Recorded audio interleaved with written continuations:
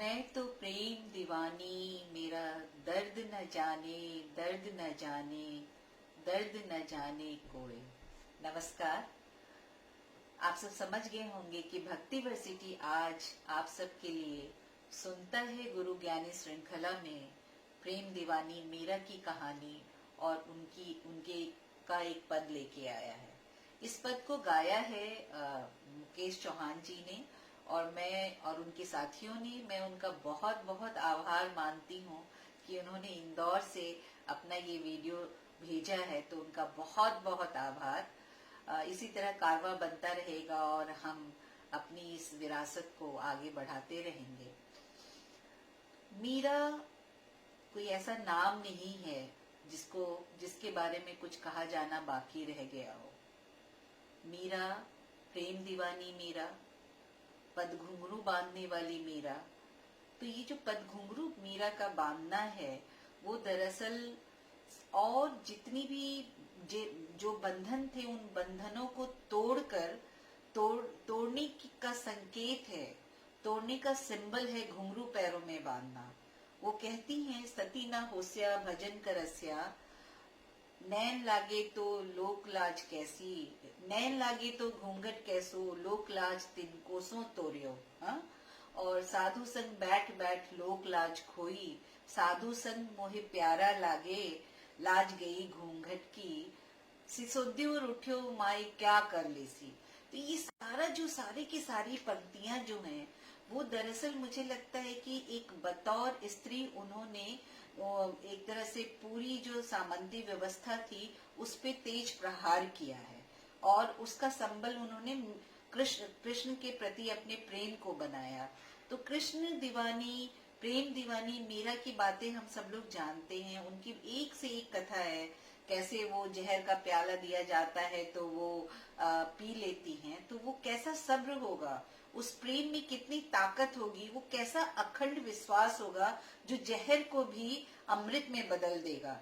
आप सोच के देखिए। और ये मनुष्य की सामर्थ्य है, यही मनुष्य होने का सामर्थ्य है। हम अपने सामर्थ्य को उस मकाम तक ले जा सकते हैं जिस मकाम तक मीरा ले गई।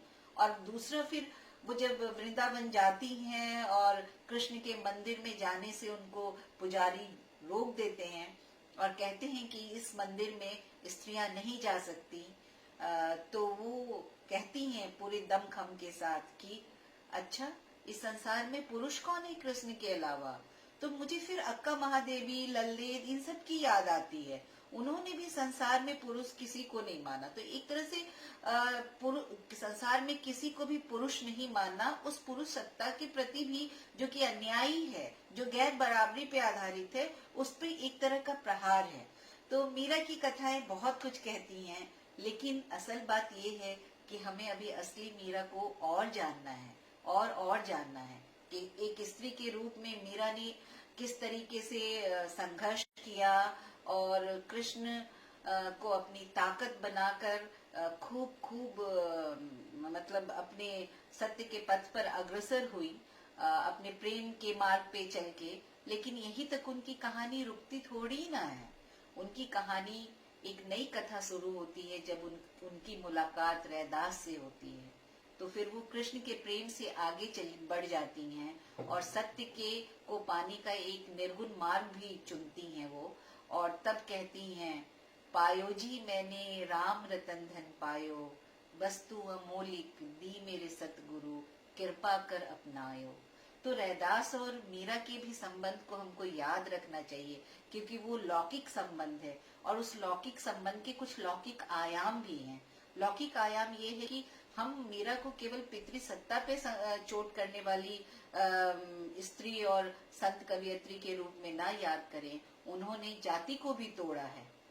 सामाजिक जितनी तरह की विषमता थी, सायास ना हो, लेकिन उन्होंने रैदास को अपना भक्त बनाया, तो आप अपना गुरु बनाया। तो आप सोच सकते हैं कि किस कदर उनका समाज में विरोध हुआ होगा। और रैदास के साथ जो उनकी यात्रा शुरू होती है, दरअसल वो यात्रा उनको फिर सत्य के तक लेके जाने में कामयाब होती है। तो भक्ति आंदोलन की यही खासियत है कि जो भी मनुष्य विरोधी है उन सब पे प्रहार करना। और मीरा ये खूब खूब करती हैं, चाहे वो स्त्री के विरोध में हो, चाहे वो दूसरी तरह की सामंती बंधन हो, सामंती व्यवस्था हो, चाहे वो जाति का हो।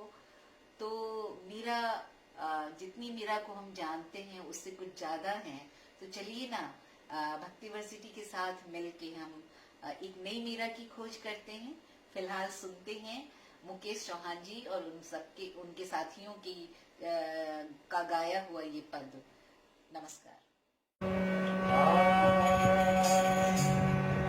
पत्ता जैसी पीली पड़ी और लोग कहे किनारो, अरे मीरा ला चलना गया मर जाऊंगी।